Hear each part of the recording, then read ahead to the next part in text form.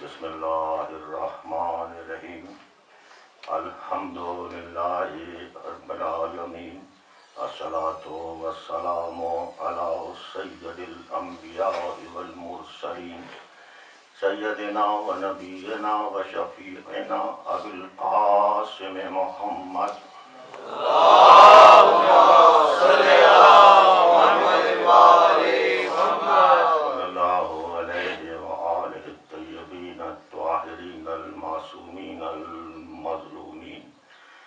الذين أذهب الله عنهم الرجس وطهرهم تطهيرا اللهم صل على محمد وآل محمد أما بعد فقد قال الله تعالى وتبارك في محكم كتابه الحكيم وهو أصدق الصادقين القائلين وقوله الحق بسم الله الرحمن الرحيم وما خلقت الجن والإنس إلا ليعبدون اللهم صل على محمد وآل محمد.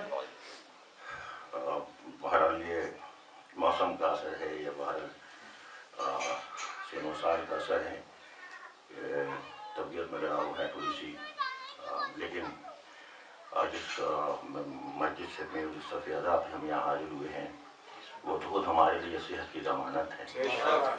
تو اکثر دیکھا ہے ہم نے اور آپ سب نے بھی دیکھا ہے کہ اکثر صاحبان ذکر، اکثر خطبہ حضرات اور اکثر سلام گزار، اکثر مرثیہ خواں، مرثیہ نگار جب منبر پہ آتے ہیں تو اگر ایسی کیفیت ہو تو بیشتر اپنے گلے سے گلا کیا کرتے ہیں، میری آواز ایسی ہے. تو ایسی کچھ صورتحال حضرت میر انیس علی اللہ مقامہ کے سامنے بھی آئی تھی. تو انہوں نے کیا عمدہ اس کا اظہار کیا تھا کہ میں نے ایسی ظاہر ہے اپنی اور آپ کی سعادت کے لیے وہ کہ ہر چند کے خستہ و حزین ہے آواز، میر انیس ہر چند کے خستہ و حزین ہے آواز، تازیہ دار شہیدی ہے آواز. چند کے خستہ و حزین ہے آواز، تازیہ دار شہیدی ہے آواز، نکلے جو نہیں کنجے دہن سے تو بجا، نکلے جو نہیں کنجے دہن سے تو بجا، ماتم کے دن سوگ نشی ہے آواز.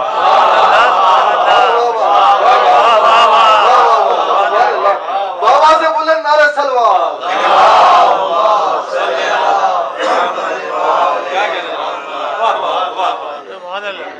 ہر چند کے خستہ و حزین ہے آواز، تازیہ دار شہیدی ہے آواز، نکلے جو نہیں کنج دہن سے تو بجا، ماتم کے دن سوگ نشین ہے آواز. جب احساس اس نوعیت کا ہو تو ظاہر ہے لمحہ لمحہ عزاداری کا لمحہ ہوتا ہے، اور انسان اگر محو کلام ہو تب بھی عزاداری ہے، اور اگر وہ خاموش ہو تب بھی عزاداری ہے. سبحان اللہ.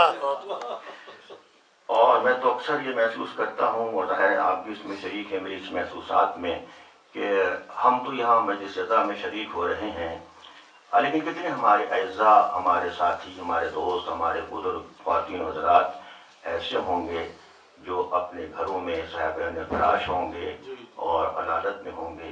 کیا کیفیت قلب ہوگی کہ کاش کہ ہم بھی مجلس عزا میں شریک ہوتے. تو ہم سب ان سے تمام تر کے لیے صحت کی دعا کرتے ہیں کہ اللہ تعالیٰ انہیں صحت یابی اور صحت کلی عطا فرمائے.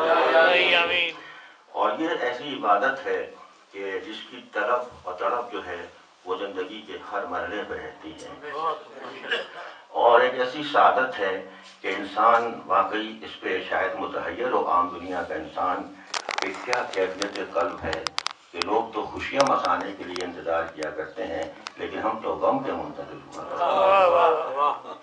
غم ایک ایسی کیفیت ہے کہ جس سے انسان عموماً یہ دیکھا گیا ہے اس کا رویہ مختلف ہوتا ہے، لیکن غم حسین ایک ایسی قوت ہے، ایک طلب ہے، ایک طلب ہے.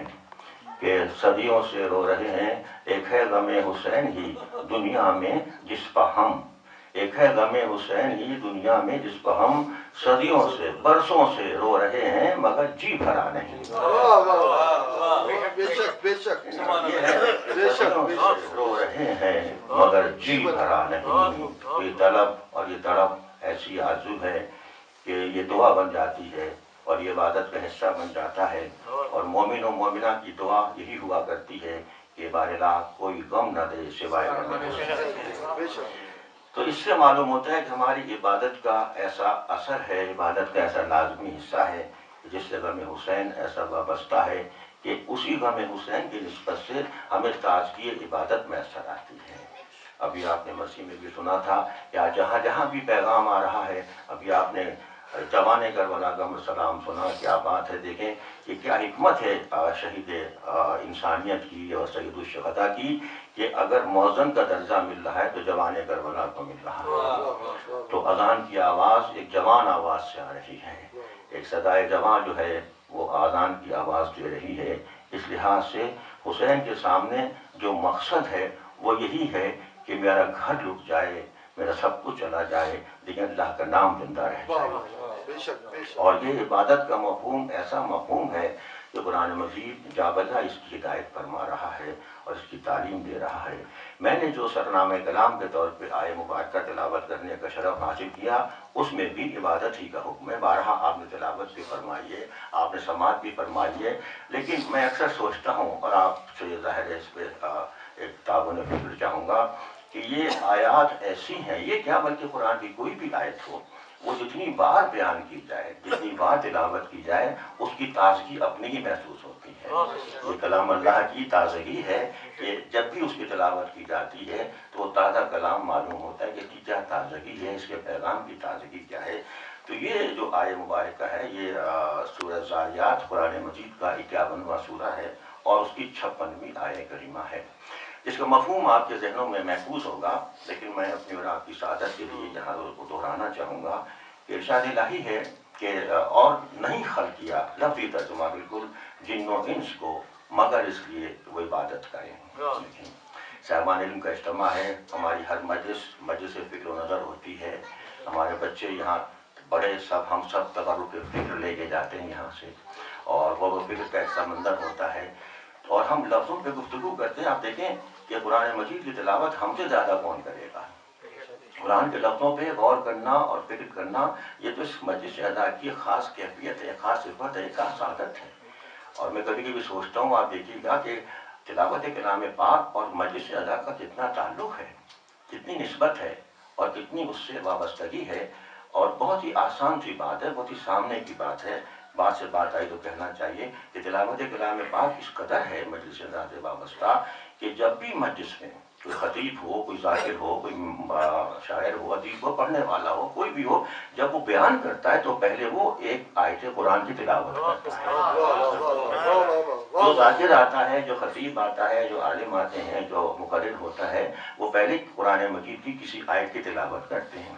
اب آپ اندازہ کریں کہ کہاں کہاں مجلسیں ہو رہی ہیں، کس کی جگہ مجلسیں ہو رہی ہیں، کس کس محلے میں، کس کس شہر میں، کس کس ملک میں، کس کس بر اعظم میں، ہر جگہ ذکر حسین ہو رہا ہے۔ جہاں نظر آ رہا ہے وہاں بھی ذکر حسین ہے، جہاں نظر نہیں آ رہا ہے وہاں بھی ذکر حسین، ہر طرف ذکر حسین ہے۔ تو اب اندازہ کریں آپ کہ کہاں کہاں تلاوت کلام مجید کی جا رہی ہے۔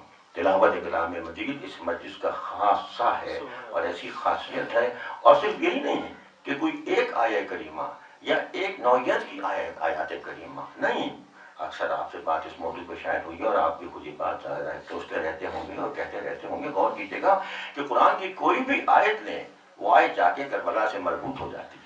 یہ ہے، اتنا وسیع پیغام ہے، اتنا وسیع فلسفہ ہے، ایک پورا فلسفہ زندگی ہے، انسانیت کی جتنی اقدار ہیں وہ ساری کربلا اس میں سامنے آ رہی ہے، اور محبتوں کا جتنا سامان ہے اس میں کربلا سامنے آ رہی ہے۔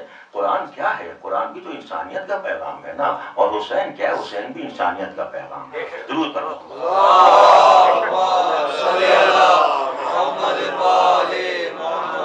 اس لیے جہاں جہاں جہاں جو آیہ کریمہ ہے اس کے مفہوم کو دیکھتے جائیں اور پھر اس کو آپ اپنے طور پہ اس کو واقعات کربلا سے مربوط کرتے جائیں.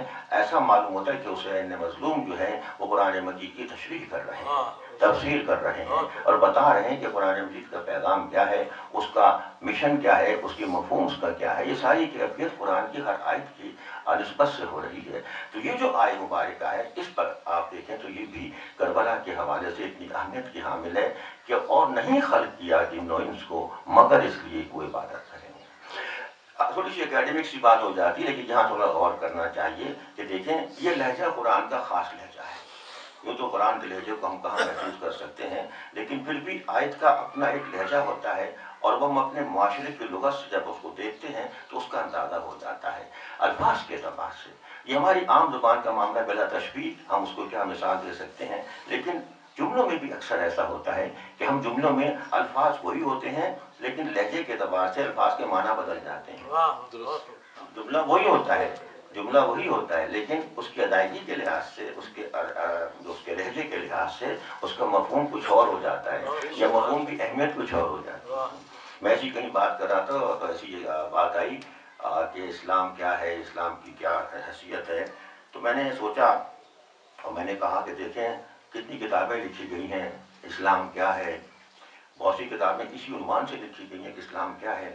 اب کچھ کہتا ہے اسلام کیا ہے, اسلام کیا ہے یہ. تو پھر میں نے سوچا کہ اتنا کچھ جب کہا گیا تو ان 3 لفظوں کے بعد پھر فوراً عقل انسانی سوچتی ہے جب یہ کچھ کہا جا رہا ہے کہ اسلام کیا ہے, اسلام کیا, تو عقل انسانی فوراً پوچھ اسلام ہے کیا, اسلام ہے کیا. اب دیکھیں نا فوراً وہ سوال پیدا ہو جاتا ہے.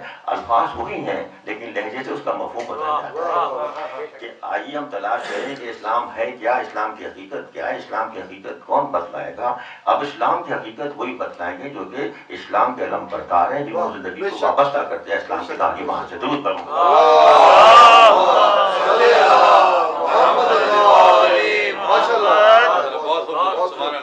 یہ لہجہ بڑی اہمیت کا حامل ہے. اب اللہ کے لہجے کو ظاہر ہماری کیا مجال ہم اس پہ کچھ کہیں, لیکن ہاں یہ ہے کہ الفاظ کا تعلق لہجے سے ہے, الفاظ کا تعلق ادائیگی سے ہے, الفاظ کا تعلق لفظوں کی ترتیب کے ساتھ ساتھ اس کی ادائیگی سے ہے.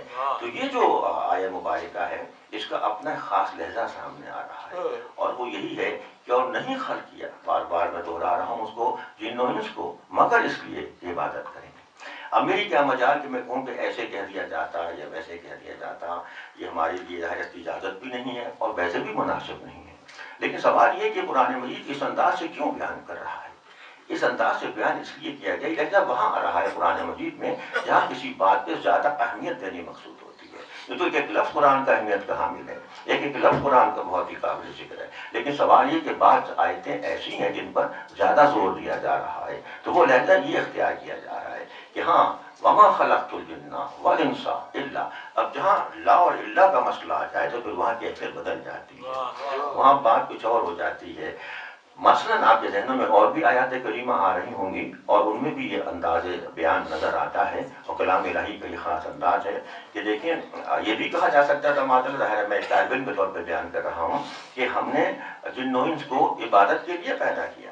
ٹھیک ہے نا, بات تو وہی ہے لیکن نہیں, بات وہ نہیں ہے.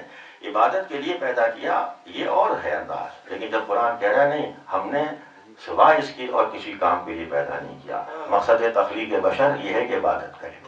یہ دیکھیں نا اس مجلس کا خاص پیغام یہی ہے کہ ہم یہی پیغام دینا چاہتے ہیں کہ قرآن کہہ رہا ہے کہ وما خلقت الجن, ایک انکار کا سوال آ رہا ہے, نہیں خلق کیا لیکن الا یہ کہ ہاں وہ عبادت کریں. یہ لہجہ قرآن مجید میں وہاں آ رہا ہے جہاں کہ کسی بات کی اہمیت کو واضح کرنا خاص طور سے مقصود ہوتا ہے. آپ کے ذہنوں میں آیتیں آ رہی ہوں گی اور دیکھتے جائیے, سوچتے جائیے کہ وما ارسلناک الا رحمۃ للعالمین, کہ نہیں بھیجا مگر اس لیے کہ تمام عالمین کے لیے رحمت بنا کے بھیجا ہے. ضرور کر محمد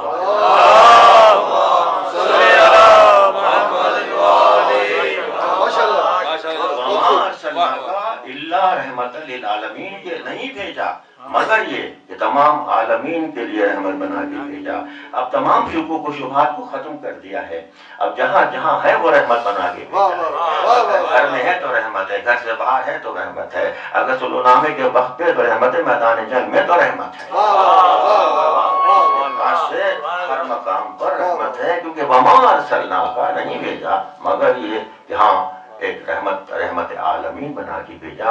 اور وضاحتاً کہنا چاہیے کہ یہ نہیں کہا کہ باعث رحمت بنا کے بھیجا بلکہ رحمت بنا کے بھیجا۔ ضرور کرو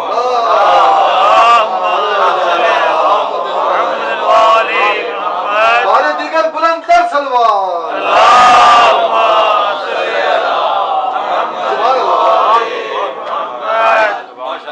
یہی نہیں کہ باعث رحمت بھی ظاہر وہی ہے، لیکن باعث رحمت ذرا اور بھی تھوڑی بات ذرا مختلف ہو جاتی ہے کہ ایک درمیان میں سلسلہ کچھ اور آ جاتا ہے، لیکن وہ تو رحمت بنا کے بھیجا۔ جہاں جہاں ہے وہاں رحمت ہے، تنہا ہے تو رحمت ہے، مجمع میں ہے تو رحمت ہے، خلوت ہے تو رحمت ہے، ضلمت ہے سلو میں ہے تو رحمت ہے، مقام جنگ میں ہے تو رحمت ہے، ہر جگہ رحمت ہے۔ اس لیے قرآن کا انداز یہ ہے، اب آپ اسے کسی اور انداز سے نہ سوچیں، وہ تو رحمت ہی رحمت ہے، سراپا رحمت ہے۔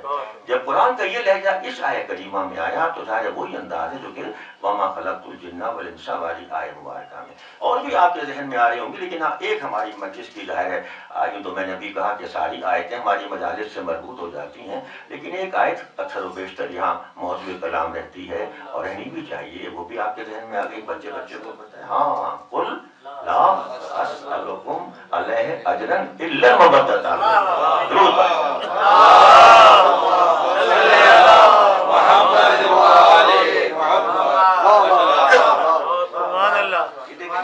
اب اس میں پھر وہ جملہ کہنا چاہوں گا، حالانکہ میرا مقام و مرتبہ نہیں کہ میں اسی کو بات کہوں، لیکن ایک ظاہر ہے ایک طالب علمانہ سوچ کے تحت کہنا چاہیے کہ ہاں اب کوئی اجر نہیں چاہیے ہے۔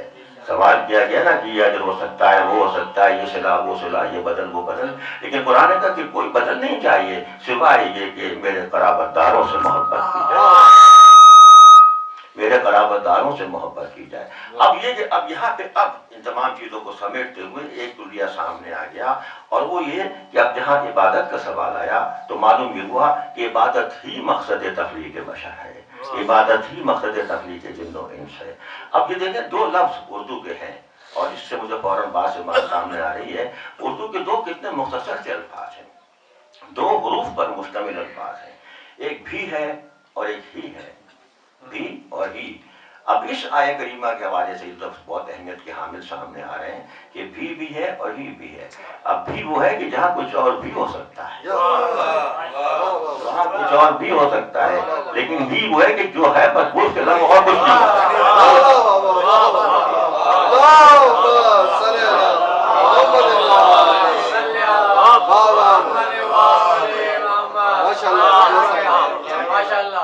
یہ بھی اور ہی کا مسئلہ بالکل سمپل سے دو لفظ ہیں، آسان سے الفاظ ہیں، ایک بھی ہے اور ایک ہی ہے کہ مجھے وہاں بھی جانا ہے، ٹھیک ہے وہاں بھی جاؤں گا، کئی راستے میں کسی اور جگہ بھی چلا جاؤں گا، نہیں مجھے تو وہاں ہی جانا ہے، تو پھر تو اب اس کے علاوہ اور کہیں جانا ہی نہیں ہے، مجھے وہ عمل انجام دینا ہے، وہ بھی ہے کرنا ہے، لیکن مجھے وہی کرنا ہے۔ تو یہ اب یہ دیکھیں عجیب سی ہماری مجلس غور و فکر ہے، فکر و نظر ہے، تربیت گاہ ہے، ایک ادارہ ہے، ایک مدرسہ کیا بلکہ دانشگاہ ہے، ایک جامعہ ہے۔ اس لحاظ سے یہاں تو ہم ان تمام باتوں کو ہمارے بچے بلکہ ہم سب یہیں سے پلے بڑھے ہیں، یہیں سے ہم نے سیکھا ہے، یہیں سے ہم نے تہذیب سیکھی ہے، یہیں سے ہم نے اٹھنا بیٹھنا سیکھا ہے، یہیں سے ہم نے لفظوں کی نفسیات سیکھی ہے، لفظوں کی فطرت سیکھی ہے۔ ہم نے تو یہ سیکھا ہے کیا کہنا ہے کیا نہیں کہنا ہے، کیسے کہنا ہے کیسے نہیں کہنا ہے، کس کو کہنا ہے کس کو نہیں کہنا ہے، یہ سارا معاملہ اسی مجلس اعضا کے اس سلسلے سے آیا ہے۔ تو جب لفظوں کی روح پہ ہم غور کرتے ہیں، لفظوں کی نفسیات جیسے انسانوں کی نفسیات ہوتی ہے ایسے ہی لفظوں کی بھی نفسیات ہوتی ہے، جیسے انسانوں کی فطرت ہوتی ہے ایسے ہی لفظوں کی بھی فطرت ہوتی ہے، یہ لفظیات کا سلسلہ ہے۔ تو اب اگر کوئی لفظ اس طرح آ جائے کہ ہمیں بھی کہنا ہے یہی کہنا ہے، تو ان تمام آیات کریمہ میں جو ہم نے یہاں پہ بھی حوالے کے طور پہ بیان کی گئی، وہاں یہ ہوا کہ مقصد عبادت جو ہے وہ یہ نہیں کہ انسان کو ہم نے خلق کیا، یہ بھی والا معاملہ، یہ تو بھی والا معاملہ ہے، کیونکہ اللہ کا مسئلہ آ گیا۔ اور قرآن کی اساس اسی بات پہ، ایک منزل اور آگے بڑھی گفتگو اور کی جگہ قرآن کی اساس ہی اسی بات پہ ہے جو شروع ہو رہا ہے اسی مسئلے سے شروع ہو رہا ہے، اسی بات سے شروع ہو رہا ہے کہ قرآن اور دیکھیں اتنی آیتیں سامنے آئی ہیں، لیکن ایک اور یہاں پہ لفظ آنا چاہیے، اور وہ لفظ یہ کہ قرآن کی تمام تر تعلیمات یا اسلام کی تمام تر تعلیمات پہلے نہیں سے شروع ہوتی ہیں، اس کے بعد ہاں تک پہنچتی ہیں۔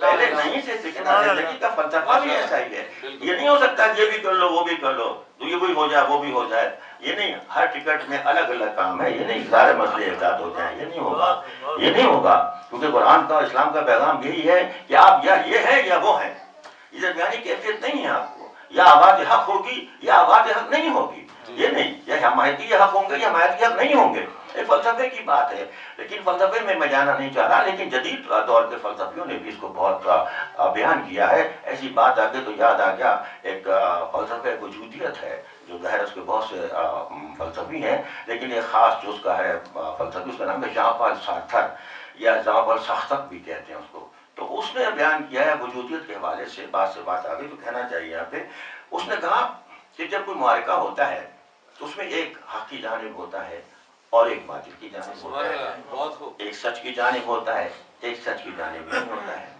اور پھر وہاں پہ اس نے کہا جو خاص بات نکتے یہ وہ یہ کہ ایک سچ کی جانب نہیں، لیکن کچھ ایسے بھی لوگ ہوتے ہیں جو نہ سچ کی جانب ہوتے ہیں نہ جھوٹ کی جانب ہوتے ہیں، تو وہ کہتا ہے کہ وہ بھی جھوٹ کی جانب ہوتے ہیں۔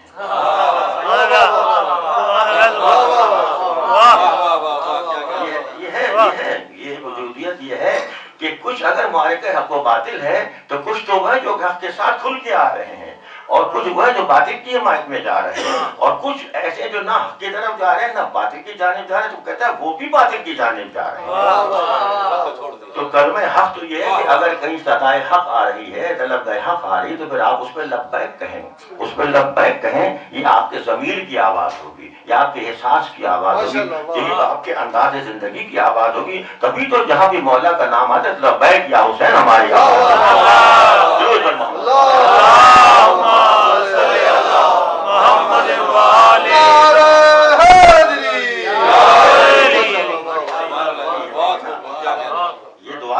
ایک احساس جذبہ سامنے آ جاتا ہے کہ جب حق و باطل کا معرکہ ہے تو اس میں پھر اب بات صرف حق کی ہوگی، سچائی کی ہوگی، تو قرآن مجید کی تعلیمات میں ہمیں اب یہ بھی کا معاملہ نہیں آئے گا، اب اس میں ہی کا معاملہ آئے گا۔ تو قرآن مجید کی آیت کی اس معنی کو واضح کر رہی ہے کہ ہم نے پیدا ہی اس لیے کیا کہ وہ عبادت کریں۔ اب آئیے ایک اور نقطۂ فکر آپ کی سماعتوں کی نظر کروں، غور کیجیے گا، معاشرتی لغت سے الفاظ لے رہا ہوں، معاشرتی لغت سے مضامین لے رہا ہوں، کہ غور کریں کہ اب قرآن تو یہ کہہ رہا ہے کہ ہم نے صرف اسی لیے پیدا کیا کہ عبادت کریں، لیکن عبادت کا اگر محدود تصور رکھیں تو پھر معنی کچھ اور ہو جاتے ہیں، لیکن اس آیہ کریمہ کی روشنی میں عبادت کے بڑے وسیع معنی سامنے آ رہے ہیں، بڑے وسیع مطالب سامنے آ رہے ہیں، بڑے وسیع نکات سامنے آ رہے ہیں، اور وہ کیسے؟ وہ یہ کہ قرآن مجید کہہ رہا ہے کہ ہم نے تو اس لیے پیدا کیا۔ اب سوال یہاں پہ یہ ہے کہ اگر صرف مقصد عبادت ہے، لیکن ہم جب اپنی زندگی پہ غور کرتے ہیں تو ہماری زندگی میں تو بے شمار مقاصد ہیں، ہماری دیکھیں خاص ایک نقطے تک بات پہنچ گئی، آپ کے ذہنوں میں ماشاءاللہ باتیں موجود ہیں، صاحبان فکر تشریف فرما ہیں، میں تو ہمیشہ کہتا ہوں مجھ سے بہتر جانے والے تشریف فرما ہیں، تو غور کریں کہ یہ مقاصد تو بے شمار ہیں، زندگی مقاصد سے عبارت ہے، لمحہ لمحہ مقاصد ہیں، آپ اسے مقصد کہیں، آپ اسے منزل کہیں، آپ اسے اپنی نقطہ نظر کہیں یا اپنا منتہا نظر کہیں، جو چاہیں کہیں، اپنا کام کہیں، اپنا عمل کہیں، جو کچھ کہیں، لیکن آپ کے سامنے بہت سے مقاصد ہوتے ہیں۔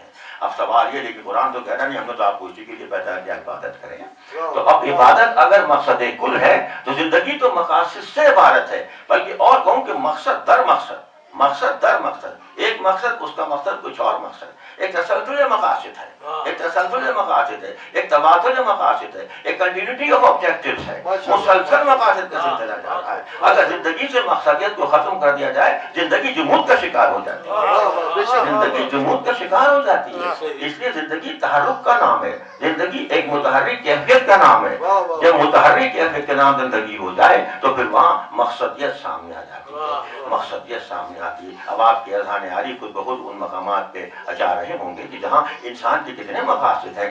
ایک بچہ اسکول جا رہا ہے، اب اس کا مقصد کیا ہے؟ اسکول جانا ہے، بظاہر تو یہی ہے جہاں اسکول جا رہا ہے، لیکن اب اسکول جا رہا ہے کیوں جا رہا ہے؟ تعلیم حاصل کرنے جا رہا ہے. تعلیم حاصل کر رہا ہے تو کیوں تعلیم حاصل کر رہا ہے؟ جو تعلیم حاصل کرنے کا مقصد ہے وہ کیوں حاصل کر رہا ہے؟ مقصد در مقصد، مقصد در مقصد، مقاصد در مقاصد، یہ زندگی کا تسلسل ہے. اور اگر یہ تسلسل حیات ختم ہو جائے تو پھر وہاں پہ زندگی کی مقصدیت ختم ہو جاتی ہے، زندگی کی وجودیت ختم ہو جاتی ہے، زندگی کی تحرک کا اس کا خاص انداز ختم ہو جاتا ہے.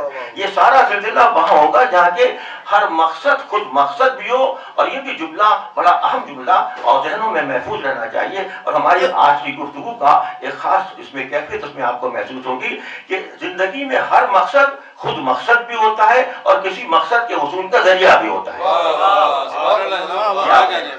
ہر مقصد بھی ہوتا ہے اور کسی مقصد کے حصول کا ذریعہ بھی ہوتا ہے. انگریزی میں بھی ہم پڑھتے آئے ہمیشہ کہ وہ اینڈ ان اٹ سیلف بھی ہوتا ہے اور وہ مینس ٹو اینڈ بھی ہوتا ہے.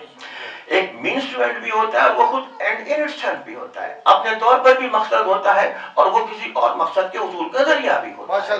یہ سارا سلسلہ حیات ہے. یہ زندگی کے نفس نفات کا سلسلہ جو ہے یہ سارا بتا رہا ہے کہ ہم تمہیں بہت سے مقاصد سے وابستہ رکھیں گے. تم علم بھی حاصل کرو گے، تم کاروبار زندگی میں بھی مصروف رہو گے، تم لوگوں سے میل ملاپ بھی رکھو گے، تم زبان زندگی میں اپنے روزمرہ کے معاملات کو انجام بھی دو گے، تم اپنے بچوں کی تربیت بھی کرو گے، تم اپنے اہل خانہ کی ذمہ داریوں کو انجام بھی دو گے. تم سارے کام تمہارے سپرد ہیں. بڑی مقصدیت ہے یہ. لیکن جب یہ سارے مقاصد آ جائیں تو پھر اب اس آیت کی جانب چاہیے جو ہمارا سرنامہ کلام ہے. تو قرآن تو یہی کہہ رہا ہے کہ ہم نے تمہیں عبادت کے لیے پیدا کیا ہے. ضرور پر محمد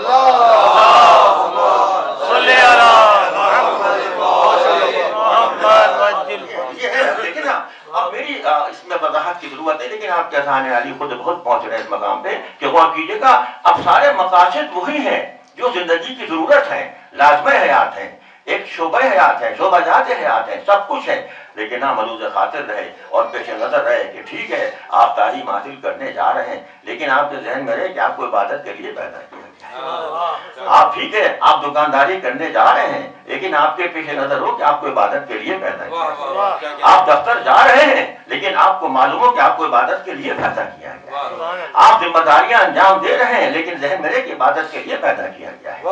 یہ ساری زندگی جب سامنے آ جائے تو معلوم ہوتا ہے کہ اب وہاں پہ آپ کچھ بھی ہو، آپ کا پروفیشن خواہ کچھ بھی ہو، آپ کا کیریئر خواہ کچھ بھی ہو، آپ کا شعبہ زندگی خواہ کچھ بھی ہو، لیکن آپ کا شعبہ زندگی بتا دے کہ آپ اس شعبے سے وابستہ بھی ہیں اور ایسی وابستگی کہ آپ عبادت گزار وابستگی کیا ہے. ضرور کر محمد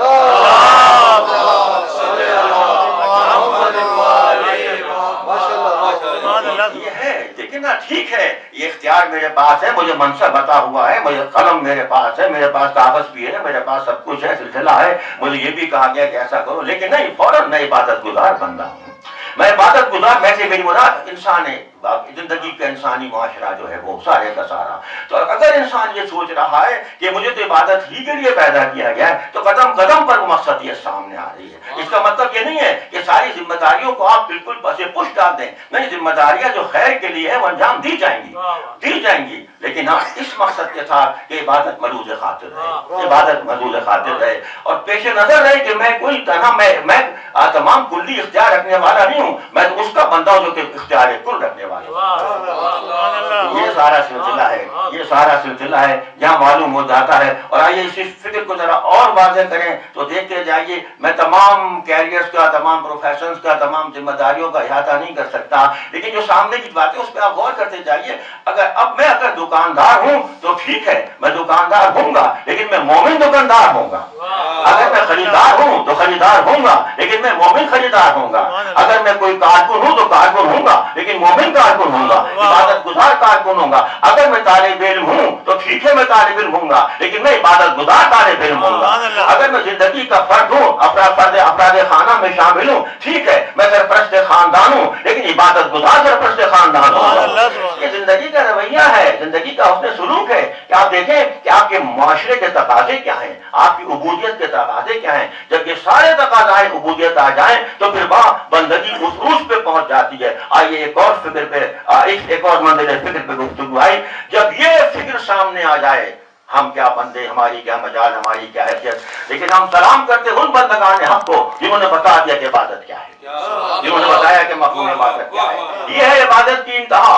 اور پھر آپ اگر فلسفہ نہ کہتے ایک بات کہنے کو جی چاہتا ہے کہ یہی وجہ ہے यही वजह है कि जब वो इबादत गुजार बंदे अल्लाह की बारगाह में जब सरबा सुजूद होते हैं, जब इबादत गुजार होते हैं, तो इबादत को ऐसी इंतहा पे पहुंच जाते हैं, जुमला जहनों में महफूज रहे, इबादत की ऐसी इंतहा पे पहुंच जाते हैं। और आपसे इस मौजूद पर अक्सर बात भी होती रहती है, गौर कीजिएगा कि फिर वो सिर्फ खुद आबिद नहीं कहलाते बल्कि वो खुद इबादत बन जाते हैं। इमाम ज़माना बुलंद तर सलवात। अल्लाहुम्मा सल्ली अला मुहम्मद व आले मुहम्मद। और दिगर बुलंद तर सलवात।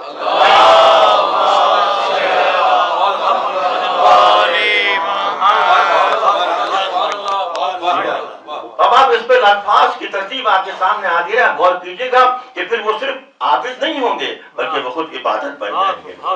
और ऐसी इबादत बन जाएंगे कि उनका जिक्र इबादत बन जाए, उनके चेहरे का देखना इबादत बन जाए।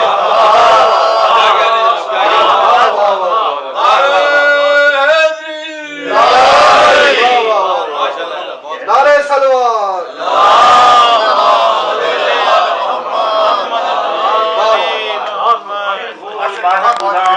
वो फिर इबादत गुजार बंदे ही नहीं, वो तो खुद इबादत बन जाते हैं। उनका जिक्र इबादत बन जाता है, उनके चेहरे की ज़ियारत इबादत बन जाती है। अरे ये तो बहुत बातें और आगे तक जा सकती है। और महसूसात, उनको सोचना इबादत बन जाता है, उनको महसूस करना इबादत बन जाता है, उनकी फिक्र में शामिल होना इबादत बन जाता है, उनकी जिंदगी के तमाम तर पैगाम को समझना और सोचना ये इबादत बन जाता है। इसलिए जहाँ जहाँ मोहब्बान अहले बैत बैठे वो सारी इबादत में मसरूफ बैठे हुए हैं।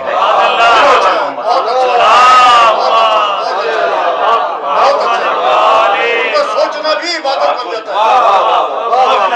मेरी फिक्र इबादत है, मेरे फिक्र मेरा मौला है, मेरी फिक्र इबादत है, मेरा एहसास मौला है, मेरी एहसासात इबादत है, मेरी महसूसात में मौला है, मेरी महसूसात इबादत है। उनको सोचना इबादत है, उनको महसूस करना इबादत है, उनको गौर करना इबादत है। जब इतनी कुर्बतें आ जाएं तो फिर वहां मालूम होता है कि इबादत के मानी क्या हैं। और उन्होंने फिर बता दिया कि इबादत का मफहूम क्या है। इबादत के मानी फिर ये है कि अल्लाह अब जो कुछ है तेरे लिए है, जो कुछ है तेरे लिए है, मेरी मर्जी तेरे लिए है, मेरी ख्वाहिश तेरे लिए है, मेरा इरादा तेरे लिए है, मेरी मंजिल तेरे लिए है, मेरा मकसद तेरे लिए है, मेरा मत नजर तू है, मेरा नस्बुलैन तू है। जब ये सब कुछ आ जाए तो ज़ाहिर है वो तो बड़ा बख्शने वाला माबूद है ना, वो अता करने वाला है। फिर वो भी अपने बंदों को पहचान रहा है और बंदों को समझ रहा है। तो फिर जब एक बंदा ये कह दे कि मेरी सारी मर्जी आपके लिए है, तो फिर अल्लाह की आवाज भी आती है कि तूने अपनी मर्जी मेरे हवाले की, मैंने अपनी मर्जी तेरे हवाले कर। नारे हैदरी वाह की जगह नहीं है, नारे की भी जगह बनती है। वाह बहुत अच्छा है किबला, बहुत अच्छा है, बहुत आपका माशाल्लाह। आप तो खुद साहिब माशाल्लाह जिक्र हैं, बहुत उम्दगी से हमारी मजलिस का बहुत ही अहम जुज़्व हैं और बल्कि बहुत अहमियत की हामिल शख्सियत हैं। हसन साहब को तो मैं देखता हूँ तो इनकी ये तो माशाल्लाह अपनी शख्सियत तो है ही, इनके वालिद गिरामी मुझे फौरन याद आ जाते हैं माशाल्लाह, बड़ी मोहब्बतों की शख्सियत। तो अब ये देखें कि वो अब ये एहसान है, ये करम है अल्लाह का कि अल्लाह के बरगुज़ीदा बंदे जब वो इतनी जिंदगी को वाबस्ता कर रहे हैं तो फिर मालूम होता है कि वहाँ क्या कैफियत है। कि जब फिर वहाँ जाती है जहाँ तुमने एक इंसानों ही में समझे इंसान को ऐसा है तो उसके नफ्स को हमने खरीद लिया और उसके बदले में अपनी मर्जी अता कर दी, अपनी मर्जी अता कर दी है। जब मर्जी अता हो जाए तो फिर जाहिर है अब वहाँ पे उसके वसीले से हम सब कुछ मांग रहे हैं, उनके वसीले से मांग रहे हैं, उनके जरिए से मांग रहे हैं, उनके तवस्सुल से मांग रहे हैं। उनकी तवस्सुल से हम दुआ मांगते हैं लेकिन उनके तवस्सुल से मांगते हैं, उनके तौफीक से मांगते हैं, सेहत की दुआ मांगते हैं, जिंदगी की दुआ मांगते हैं, अमन की दुआ मांगते हैं, मोहब्बतों की दुआ मांगते हैं, तालीम की दुआ मांगते हैं, बाबुल हवाई से वाबस्ता होकर दुआ मांगते हैं, बाबुल हवाई से वाबस्ता होकर दुआ मांगते हैं। एक जुमला ज़हन में आ रहा था, आपसे ज़ाहिर यहाँ बयान करने की सादत हासिल करूंगा कि दुआ के फलसफे पे अलग गुफ्तगू का मुतकादी उन्वान है, लेकिन यह जुमला कहने को जी चाह रहा है कि दुआ हम मांगते हैं लेकिन दुआ मांगने का अंदाज हर एक का अपना अपना होता है। ये हस्तियां दुआ मांगती तो और अंदाज से मांग रही हैं, हम दुआ मांग रहे हैं तो और अंदाज से मांग रहे हैं। हमारा तर्ज दुआ कुछ और है, उनका अंदाज दुआ कुछ और है। उनका तर्ज दुआ इतनी कुर्बतों का मामला है कि वहां पे सारे पर्दे हट जाया करते हैं, वहां तमाम फासले खत्म हो जाया करते हैं। इसलिए अब मुझे दो लफ्जों को जरा बड़ी एहतियात से अर्ज करने की कोशिश कर रहा हूँ कि हम जो दुआ मांगते हैं वो यकीनन दुआ तो होती है लेकिन दुआ के साथ हम भीख मांगा करते हैं, हम भीख मांगा करते हैं। और वो भीख ऐसी है कि बारे ला बतुफैले मोहम्मद वाले मोहम्मद हमें ये अता करते हैं, हमें वो अता करते हैं।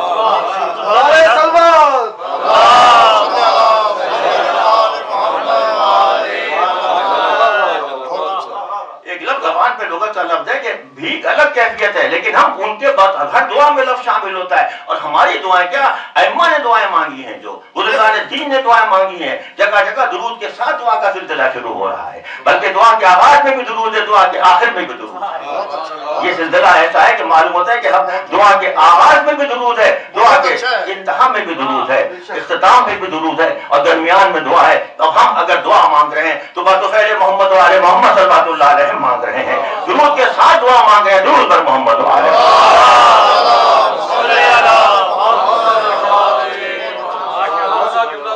درود کے ساتھ دعا مانگ رہے ہیں. درود کا انداز بتایا ہے انہی ہستیوں نے، اور آپ دیکھیں کہ ان کا انداز دعا ایسا ہی ہے، ان کا انداز دعا ایسا ہی ہے. ایک سلیقہ دعا دے دیا، عبادت کا قرینہ بتا دیا، عبادت کا ڈھنگ بتا دیا، عبادت کا انداز بتا دیا. آج ظاہر جس ہستی کی نسبت سے یوں تو ہر لمحہ ان سے وابستہ ہے، لیکن خصوصیت سے یہ تاریخ جو آ رہی ہے، یہ سلسلہ جو گزرا اور ابھی بھی مزید گزر رہا ہے، یہ سارا اس ہستی سے وابستہ ہے جس نے عبادتوں کا قرینہ بتا دیا ہے، عبادتوں کا قرینہ بتا دیا ہے. اور آپ دیکھیں کہ اللہ نے کیا شرف عطا کیا اس ہستی کو جس نے عبادت نہیں کی ہے. بڑی بڑی ہستیاں ہیں، کہاں کہاں عبادت گزار بنتے ہیں، سب نے عبادت گزاریاں کی ہیں، سب نے عبادت گزاریاں کی ہیں، لیکن ہمارا سلام ہو اس کو کہ سب کی عبادتیں بہت بڑی بڑی باتیں، لیکن زین العابدین تو ایک ہی سامنے آیا ہے، العابدین تو ایک ہی سامنے آیا ہے. بہت بہت عبادتیں کی ہیں، بہت بہت عبادتیں کی ہیں، لیکن زین العابدین تو ایک ہی سامنے آیا ہے. بارلا تیری بارگاہ میں بڑے بڑے سجدے کیے گئے ہیں، بڑے بڑے سجدے کیے گئے ہیں، لیکن سید الساجدین تو ایک ہی ہے. تیری بارگاہ میں بڑے بڑے عابد آئے ہیں، بڑے بڑے عابد آئے ہیں، لیکن عابد بیمار تو ایک ہی آیا ہے. یہ لفظ میرے دیے ہوئے نہیں ہیں، یہ لفظ کس نے دیے ہیں؟ اسی بارگاہ سے عطا ہوئے جس کی بارگاہ میں گزر. جب وہ عبادت گزار بندہ بتا رہا ہے کہ وہ سید الساجدین بھی ہے، وہ زین العابدین بھی ہے، وہ عابد بیمار بھی ہے، اس نے زندگی کو بتا دیا کہ میں اگر مانگوں گا تو ایسے مانگوں گا کہ اگر بولوں گا تو عبادت ہوگی، اگر خاموش رہوں گا تو عبادت ہوگی. زندگی ظاہر ہے ایک تسلسل ہے، ایک مسلسل مقصدیت کی جانب ہے. آپ دیکھیں بات آ گئی، حضرت سید سجاد کا نام آ گیا، عبادت کا تذکرہ آ گیا. مولا آپ نے کیا قرینہ عبادت بتایا ہے، اور عبادت بھی ایسی بتائی ہے، عبادت بھی ایسی بتائی ہے. آپ کی نمازوں کو ہمارا سلام پہنچے، آپ کے سجدوں کو ہمارا سلام پہنچے، آپ کے تمام تر سلسلے کو ہمارا سلام پہنچے. مولا آپ نے کیا خشوع و خضوع کے معنی بتائے ہیں. وہ کیفیت عبادت ایک سبق ہے، ایک درس ہے، وہ ایک ایسا انداز زندگی ہے کہ وہاں عبادت چند لمحوں کا نام نہیں، عبادت طرز زندگی کا نام ہے. عبادت چند لمحوں کا نام نہیں، عبادت طرز زندگی کا نام ہے، عبادت طرز فکر کا نام ہے، عبادت بود و باش کے انداز کا نام ہے. جب یہ سارا سلسلہ سامنے آئے تو پھر وہاں وہ عبادت گزار بندہ سامنے آ جاتا ہے جس کی زندگی اس انداز سے گزر رہی ہے کہ محراب منبر میں ہے، محراب منبر پہ ہے. واقعات آپ کے سامنے ہیں، میں تفصیلاً نہیں بیان کر رہا، صرف اشارتاً بیان کرتا جاؤں گا. ہمارا بچہ ان واقعات سے باخبر ہے، لیکن سنتے جائیے اور دیکھیں کیا سعادتیں حاصل کرتے جائیے. غور کیجیے گا کہ محراب عبادت میں ہیں، اور کیا جملہ ہے تاریخ انسانی میں اور تاریخ کی کتابوں میں اور فکر کی کتابوں میں. میرے یہاں لکھنے والے تشریف فرما ہے، یہاں صاحبان سخن تشریف فرما ہے. کوشش ہوتی ہے کہ ایسے موضوعات آتے رہیں جس پہ اور لکھا جائے اور بولا جائے اور سوچا جائے. اب آپ دیکھیں کہ کیا فکر دی ہے مولا نے. محراب مسجد میں ہے، مولا کو اطلاع دی جاتی ہے کہ آپ کے گھر میں آگ بھڑک اٹھی ہے. روزمرہ کا معاملہ باقی ہے نا، بڑا موضوع بچے پڑھتے کتابوں موجود ہے کہ آگ بھڑک اٹھی ہے اور مسجد پہ عبادت ہے اور کوئی توجہ نہیں فرما رہے ہیں. جب نماز مکمل کر چکتے ہیں تو پھر بات ہوتی ہے اور پھر بتایا جاتا ہے کہ ہم نے تو آپ کو بتایا تھا کہ گھر میں آگ بھڑک اٹھی تھی، لیکن آپ نے کوئی توجہ نہیں فرمائی. اب مولا نے کیا جملہ دیا ہے تاریخ انسانی کو، اہل ادب کو، اہل سخن کو، اور وہ جملہ یہی ہے کہ تم گھر کی آگ بجھانے کی بات کر رہے تھے، میں آخرت کی آگ بجھانے میں مصروف تھا. یہ ہے اہل عبادت، یہ ہے فلسفہ عبادت، یہ ہے درد زندگی عبادت کہ تم میں آخرت کی آگ بجھانے میں مصروف تھا. جب یہ سلسلہ سامنے آ جائے تو वो इबादत गुजार बंदा फिर ये नहीं सोचता है कि मेरे पास क्या साजो सामान है, ये नहीं सोचता है कि मेरे पास क्या माल उधर है, मेरे पास क्या असबाब है। माशाल्लाह आप सब हज़रात साहिबान एहसास नसीब फरमा है। और कीजिएगा अल्लाह का वो इबादत गुजार बंदा हज पे जा रहा है, हज की तरफ जा रहे हैं, लेकिन क्या कैफियत है हज पे जाने की? कमसिनी का आलम है, कमसिनी का आलम है। और वहाँ कमसिनी के लफ्ज़ पे मैं हमेशा सोचता हूँ और कहता हूँ कि वहाँ कभी भी हम छोटा नहीं कहते, हम कमसिन कहा करते हैं, क्योंकि छोटा नहीं हुआ करता, हमारा बच्चा भी बहुत जवान हुआ करता है। फिक्री एतबार से जवान होता है, ईमान के एतबार से जवान होता है। जहाँ ईमान का मसला आ जाए वहाँ फिर उम्र की तफसील नहीं हुआ करती। बहुत अच्छी बात की है, बहुत अच्छा है। हाँ, ईमान में उम्र का तायुन नहीं है कि वो बच्चे हैं वो बड़े नहीं, ईमान जवान होता है। और बच्चे का ईमान होगा वो बड़े का ईमान होता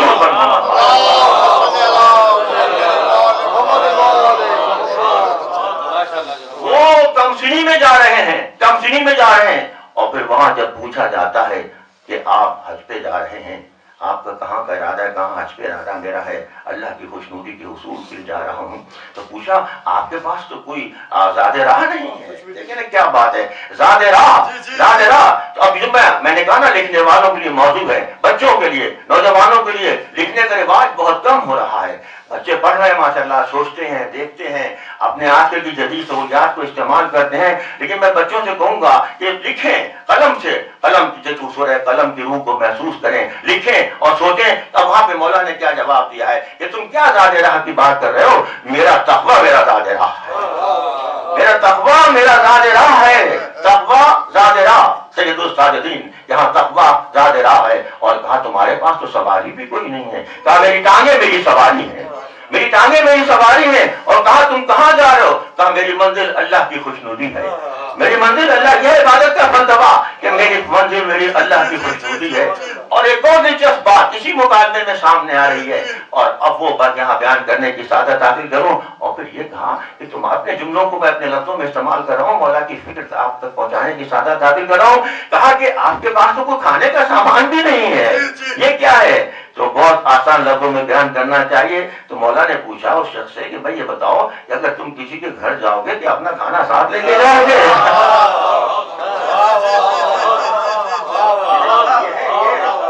तुम किसी के घर जाओगे, उन्होंने एक होता है ना कि जवाब में सवाल कर दें आप, वो और सवाल की खूबी सामने आ जाती है। सवाल ये क्या कि आप तो वहां जा रहे हैं लेकिन आपका तो कोई खाना पाना नहीं है, कुछ भी नहीं है। तो फिर पूछा अगर आप किसी के घर मेहमान जाएं तो क्या आप अपना खाना अपने हमरा लेके जाएंगे? कहा नहीं लेके जाऊंगा। तो फिर कहा बस मैं जिसके घर जा रहा हूँ मैं उसके मेहमान बन के जा रहा हूँ, वही मेरी खुराक का जिम्मेदार होगा।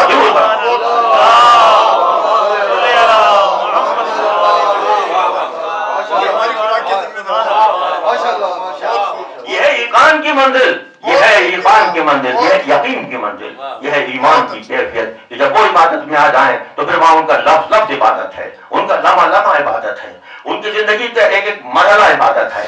और जब वो इस अंदाज से सामने आए तो है जब वो जिंदगी के किसी मरहले पर हो, करबला से पहले हो तो इबादत है, करबला में है तो इबादत है, करबला के बाद है तो इबादत है। और पूरा सारा सिलसिला देखे जाइए, हिजरी 38 से लेके हिजरी 95 तक का पूरा अरसा है, 57 साल की तकरीबन उम्र है। उस तमाम अरसे को देखते जाइए, लम्हा लम्हा इबादत है, लम्हा लम्हा कैसे कैसे मुहिम्मात सामने आ रही है, कैसे कैसे मराहिल सामने आ रहे हैं। करबला के बाद भी तमाम करबलाई मराहिल सामने आ रहे हैं, लेकिन इमाम सैयदुल साजिदीन के अंदाज से इबादत का मरहला तय कर रहे हैं और बता रहे हैं कि तुम क्या चाहते हो, क्या खुतबे दे रहे हैं, क्या लहजा इख्तियार कर रहे हैं, किसी जगह पे खुतबे दे रहे हैं। और जब खुद बात पे बात आई तो मुझे कहना चाहिए कि मौला आपकी कैफियत कल्ब क्या होगी कि जब आप लोगों के सामने अपना तारुफ करा रहे हैं। आप देखें ना इतनी अजीम हस्ती, और वहां कहे कि मैं कौन हूं, मैं ये हूं, मैं वो हूं, मैं इसका फर्जंद हूं, मैं उसका बेटा हूं, वो मेरे जद हैं। आप देखें किसके सामने कह रहे हैं। ये सारा सिलसिला एक अजब कैफियत कल्ब को जाहिर कर रहा है कि मौला आपने किस बुजुर्गी के साथ, किस इबादत गुजार बंदगी के साथ बताया कि हम बराबर सब्र तहम्मुल के साथ, इस तरह इल्म के साथ, यकीन के साथ, ईमान के साथ वहां बताते जा रहे हैं मैं इबादत गुजार बनता हूं। इबादत को अज़ादारी से मरबूत करना सैयद सज्जाद का पैगाम है, इबादत को अज़ादारी से मरबूत करना सैयद सज्जाद का पैगाम है। इसीलिए हम कहते हैं कि हमारी अज़ादारी इबादत है, हमारी इबादत अज़ादारी है, हमारी अज़ादारी इबादत है, हमारी इबादत अज़ादारी है। इनको दो शोबों में तकसीम ना करो, جب یہ سلسلہ فکر سامنے آتا ہے تو وہاں کہنا چاہیے کہ وہ سید الساجدین بھی ہیں، وہ زین العابدین بھی ہیں، اور وہ سب سے بڑے عزادار بھی ہیں، وہ سب سے بڑے عزادار ہیں۔ جب دمشق کے مکان میں کسی نے مجلس کی تھی، اس مجلس کا بانی کون تھا اور وہاں کس نے ذکر کیا تھا اور کیا کہا تھا؟ اور کچھ نہیں مانگا تھا۔ ہمیں کیا چاہیے؟ ہمیں یہ چاہیے ہمیں ایک مکان مل جائے جہاں اپنے عزیزوں کی مجلس کر سکے۔ تاریخ ادا ایک الگ مضمون ہے، آپ صاحبان مطالعہ ہیں، پڑھتے رہتے ہیں، اور ماشاءاللہ آپ کو واقفی ہیں موضوع سے۔ عزاداری یہ پورا مضمون ہے اور لوگوں نے لکھا ہے، اور وہ بڑے صاحبان عظمت لوگ ہیں جنہوں نے عزاداری پہ قلم اٹھایا ہے اور لکھا ہے۔ اور میں تو ہمیشہ ذکر کرتا ہوں جناب شاہد نقوی صاحب کا، اللہ تعالیٰ ان کے درجات کو بلند کرے، انہوں نے اتنی عمدہ کتاب لکھی ہے عزاداری کے عنوان سے۔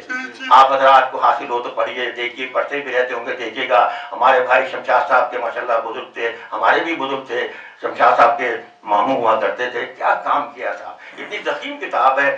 بخشش کے اور بہت سے ذرائع ہیں، تمام زندگی دار خیر میں گزاری، تمام زندگی عزاداری میں گزاری، لیکن مولا نے کیا ان کو ایک اجازت عطا فرمایا کہ عزاداری پہ ایسا کام کر گئے ہیں۔ کتاب کا نام ہی عزاداری ہے، عزاداری، اور وسیم کتاب ہے، اس میں سارے پہلو بیان کیے گئے ہیں۔ اس میں بتایا کہ کیسے تازیہ بنا، کیسے جلوس ہوا، کیسے کیا ہوا، مذہبی لحاظ سے، تہذیبی لحاظ سے، ادبی لحاظ سے، صنعتی لحاظ سے پورا مضمون وہاں پہ بیان کیا ہے۔ اور اسی میں انہوں نے بیان کر دیا ہے کہ وہ تمام کا سلسلہ، اس کا اگر ابتدائی حصہ دیکھیں تو معلوم ہوگا کہ پہلا جو مجلس کا سلسلہ ہے، اب وہاں تک میں نہیں جا سکتا کہ پہلا سلسلہ کہاں پہ ہے، لیکن جو اہل قلم بتا رہے ہیں وہ کہہ رہے ہیں کہ ہاں پہلا سلسلہ وہی ہے کہ جہاں سید سجاد نے مجلس کی تھی، جہاں بی بی زینب سلام اللہ علیہا نے مسجد کی تھی۔ یہ عزاداری کا سلسلہ ہے۔ اور ان کے جد کو دیکھتے جائیے کہ جب حسین آغوش پیغمبر میں جب لائے گئے تھے، وہیں بنیاد تہذیب ازا رکھی گئی تھی۔ یہ ہے، یہ آغاز عزاداری تو یہ ہے۔ افتخار عارف نے کس خوبصورتی سے یہ کہا ہے، کیا بات کہی ہے کہ حسین آغوش پیغمبر میں جب لائے گئے تھے، افتخار عارف صاحب کا شعر ہے، حسین آغوش پیغمبر میں جب لائے گئے تھے، وہیں بنیاد تہذیب ازا رکھی گئی تھی۔ یہ ہے الگ الگ مضمون ہے، میں یہاں تفصیل میں نہیں جا رہا، لیکن سوچئے کہ جب بچے کی پیدائش پہ نانا آنکھوں سے آنسو بہانا شروع کر دیں تو اس سے بڑا عزادار اور کون ہوگا۔ آج جہاں جہاں بھی اشکیزہ بہائے جا رہے ہیں، یہ اسی سنت میں بہائے جا رہے ہیں، اسی اتباع میں بہائے جا رہے ہیں، اسی نقش قدم میں بہائے جا رہے ہیں، اسی تعصیب میں بہائے جا رہے ہیں کہ ہاں جو حسین آغوش پیغمبر میں جب لائے گئے تھے، وہیں تہذیب بنیاد تہذیب ازا رکھی گئی تھی۔ جب یہ سلسلہ ہو تو معلوم ہوتا ہے کہ سید سجاد نے جو مجلس کی ہے، جو مجلس حسین پہلی مجلس ہے، ظاہری طور پہ مولا آپ نے جس انداز سے مجلس کی ہے، وہ مجلس اپنی جگہ پہ، لیکن میں تو اسے بھی مجلس کہوں گا جب کربلا سے ہو کے گزر رہے ہیں اور جناب جابر بن عبداللہ انصاری حسین کے میں کیا الفاظ استعمال کروں، میں کس انداز سے آ رہے ہیں، سید سجاد وہاں پہ کہہ رہے ہیں کہ مولا یہ بارگاہ حسین میں مجلس ہو رہی ہے، مسائل فضائل سب بیان ہو رہے ہیں، ترتیب مجلس بتائی جا رہی ہے۔ جابر بن عبداللہ انصاری کہہ رہے ہیں آئے مولا حسین، آئے حسین، آئے حسین، ارے وہاں ماتم بھی ہو رہا ہے، وہاں مسجد بھی ہو رہی ہے، وہاں ذکر حسین بھی ہو رہا ہے، تو سید سجاد عزادار حسین، سید سجاد عابد خدا بند کہ بندگی کی منزل پہ سید سجاد، عزاداری کی منزل پہ سید سجاد۔ اور اگر عبادت و عزاداری کا سلسلہ دیکھنا ہے تو مجلس حسین میں آؤ، تمہیں عبادت کے معنی بھی معلوم ہو جائیں گے، عزاداری کے معنی بھی معلوم ہو جائیں گے۔ جب یہ سلسلہ سامنے آیا تو سید سجاد تو عبادت کا معنی، ارے یہ تو ایک مقام ہے، میں کس مقام کا تذکرہ کروں، بس گفتگو آخری منزل پہ اتنا کہوں گا کہ مولا آپ نے عبادت کے معنی کیسے بتائے۔ عبادت کیا ہے؟ عبادت اظہار بندگی ہے۔ عبادت کیا ہے؟ عبادت انسان کی شائستگی ہے۔ عبادت کیا ہے؟ انسان کی سادگی ہے۔ عبادت کیا ہے؟ انسان کی انکساری ہے۔ عبادت کیا ہے؟ انسان کا اخلاص ہے۔ اور کہوں خلاصتاً دھیان دوں، عبادت کیا ہے؟ عبادت شکر الہی ہے، عبادت شکر الہی ہے۔ یہ بار اللہ تو نے ہمیں یہ دیا، ہم کچھ نہیں، ہم تیرا شکر ادا کر رہے ہیں، عبادت شکر الہی ہے۔ اب آئیے خاص منزل پہ آپ کی توجہات کو مدعو کرانا چاہوں گا کہ غور کیجئے گا کہ سید سجاد نے کہاں شکر کیا ہے، کہاں شکر کیا ہے۔ میں ان لمحات کو اپنے لفظوں کے حدود میں نہیں لا سکتا، لیکن ایک مرحلے کو ضرور بیان کرنا چاہوں گا کہ جب عصر عاشور گزری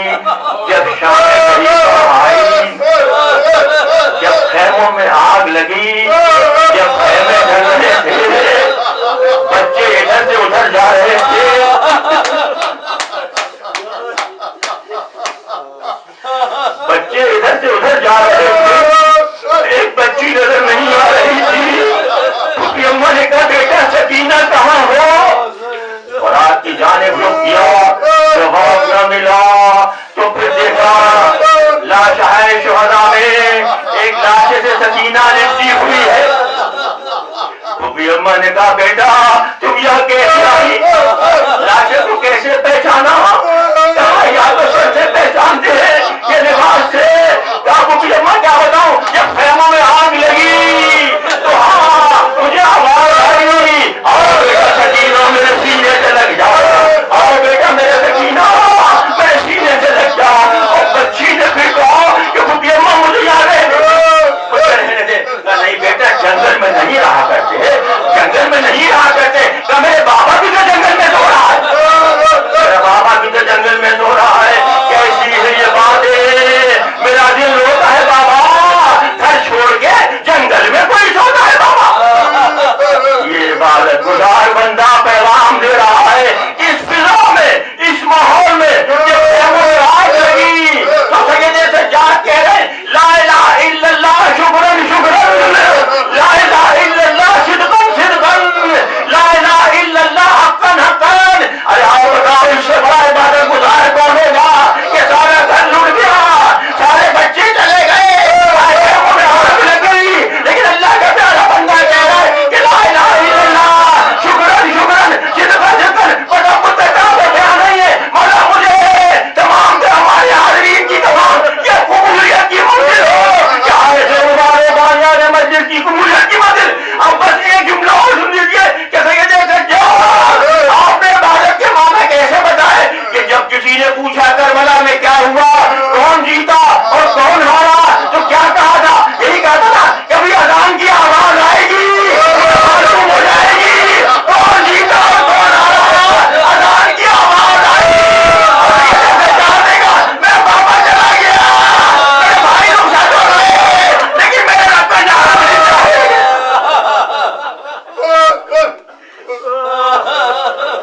इल्तिमास से दुआ आ चुकी है, इल्तिमास से दुआ, इल्तिमास से अल्लाह ये मजलिस ये तिलावत ये इबादत कबूल फरमा। हम जो भी करते हैं अपनी बिसात के मुताबिक करते हैं, हमारी कोताहियों को माफ फरमा, हमारी खताओं को दरगुदर फरमा, तौफीकात में इजाफा फरमा। इस घर के तमाम जिम्मेदारों को जिन्होंने मजलिस के तमाम में हिस्सा लिया, साहिब खाना को, उनके तमाम अहल को, उनके अहसा को परवरदिगार सुकून इत्मीनान अता फरमा। इस घर को अपनी रहमतों बरकतों से नवाजता रहे। परवरदिगार हमने बाबुल हवाइज का तज़किरा किया, उसी बारगाह के तो खैर हम दुआ गो हैं, अल्लाह ताला हमारे बच्चों के मुस्तक़बिल को बेहतर फरमा, जो हुसूल तालीम में सर करता है नुमाया कामयाबी अता फरमा, जो हुसूल रिज़्क़ में मसरूफ़ है उन्हें कामयाबी अता फरमा, जो बरसरकार हैं उन्हें रिज़्क़ हलाल में वुसअत अता फरमा, जहाँ जहाँ मोमिन मोमिनात हैं उन्हें परवरदिगार अपने तहफ़्फ़ुज़ में फरमा दे, अमन व अमान कायम रख दे। आलम इस्लामी में, पाकिस्तान में, तमाम आलम इंसानी में परवरदिगार अमन व सुकून की दौलत से मालामाल कर दे। परवरदिगार अदाराई दिन ब दिन जैसे जैसे आगे जा रही है परवरदिगार हमारी क्या मजाल है, हमारी क्या हैसियत है, जिनके अदादारी गुलू से फरोग देते हैं परवरदिगार तमाम अदादारों को अपने हिफ्ज़-ओ-अमान में रखे। परवरदिगार जो यहाँ आया है, जो नहीं भी आ सका है, सबकी हाजात खैर को पूरा फरमा और इस खिदमत को कबूल फरमा। इस घर के तमाम मरहूमीन को और जुमला जो हाज़रीन हैं उनके मरहूमीन को जो बारे रहमत में जगह दे और हमारी इस खिदमत को कबूल फरमा। रब्बना तक़ब्बल मिन्ना इन्नका अंता समीउल अलीम। बहक़ मोहम्मद व आले मोहम्मद सल्लल्लाहु अलैहि वसल्लम।